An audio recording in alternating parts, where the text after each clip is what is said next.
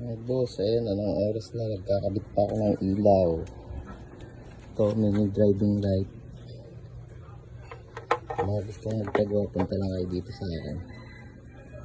Magbukas na ako. Kailangan ko nang maggawa. Ayun, gumamit ako ng relay, dalawa. Tapos switch. Ayan. Tapos nagrekta na ako sa battery. Punta dito yan. Para mas malakas ang ilaw, kailangan may linya dito papunta sa battery. Pinagapan ko yung papunta dyan sa baba. Papunta dito. Dalawang relay ginamit ko. Ang testing natin kung gaano kaliwanag.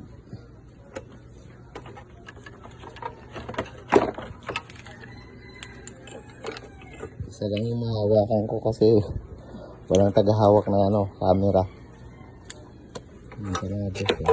Ayan, sa kaliwanag niya. Ayan yung liwanag niya. Ito naman yung dilaw.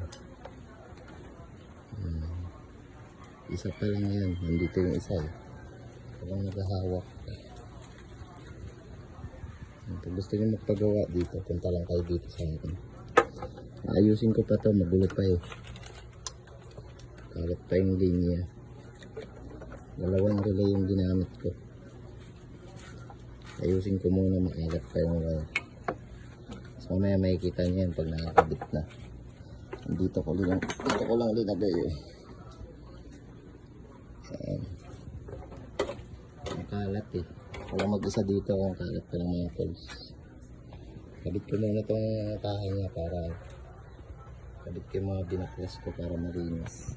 Honda Beat to, yung sinaunang Honda Beat. Version 2 yata ito na card. Kabit ko muna yung kahay niya. Ano mga boss, tapos na yung kabit. Ayan ang forma ng driving. Ngayon subukan naman natin kung makita na. Ibalik ko na lahat ng kahay. Testing naman natin. Ano siya? Lakas. Sakit sa mata. Maliwanag siya. Yan.